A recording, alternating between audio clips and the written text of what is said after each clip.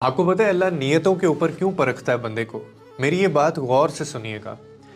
कहते हैं कि एक शख्स की मौत कोठे में हुई और दूसरे की मस्जिद के अंदर। पहला वहां इस नीयत से गया था कि गुमराह लोगों को सीधे रास्ते की नसीहत करे, और दूसरा मस्जिद में इसलिए इस इरादे से दाखिल हुआ था कि किसी का जूता चुरा सके। अब दोस्तों, ये बहुत बड़ी एक हकीकत है जो मैं आपको भी बताने लगा हूँ कि कोई भी किसी के दिल के राज़ों को नहीं जान सकता। किसी के ज़ाहिर को देखकर उसके बातिन का फ़ैसला करना ना सिर्फ एक नादानी है, बल्कि बहुत ज़्यादा तकब्बुर की अलामत होती है। और ये सिर्फ़ और सिर्फ अल्लाह का हक़ है कि वो फ़ैसला करे कौन जन्नती है, कौन दोज़खी है।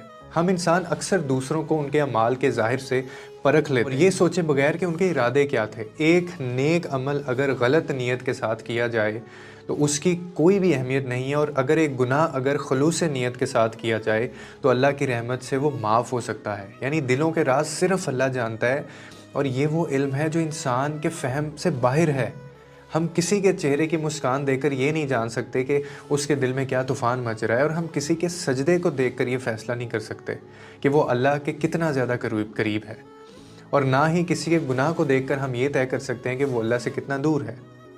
तो कभी कभी एक इंसान जो हमें सबसे ज़्यादा गुनाहगार दिखाई दे रहा होता है, वही अल्लाह के नज़दीक सबसे ज़्यादा होता है, सबसे ज़्यादा महबूब होता है। और कभी कभी ऐसा भी होता है जो बज़ाहिर बड़ा नेक नज़र आ रहा होता है, लेकिन वो दिल में उसके इतनी रियाकारी होती है आप सोच नहीं सकते। तो अल्लाह की रहमत की शान ही ये है कि वो इंसान को उसकी नीयत से परखता है, ना कि उसके ज़ाहिरी अमाल पर। यही वजह है कि हमें दूसरों के बारे में राय देने से मना किया गया है। हम पहले अपने गिरेबान में झांकें, क्योंकि जो चीज़ें हम देखते हैं वो सिर्फ पर्दा है, और पर्दे के पीछे का इल्म सिर्फ अल्लाह को है।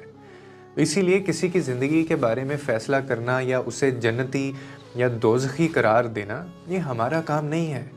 हमें अपनी इस्लाह पर तवज्जो देनी चाहिए, और हम अपने बारे में सोचें। और वो इल्म सिर्फ अल्लाह को है, अल्लाह के सिवा इस इल्म को कोई नहीं जान सकता। और यही वजह है कि अल्लाह ताला ने नीयतों के ऊपर हर चीज़ रखी हुई है।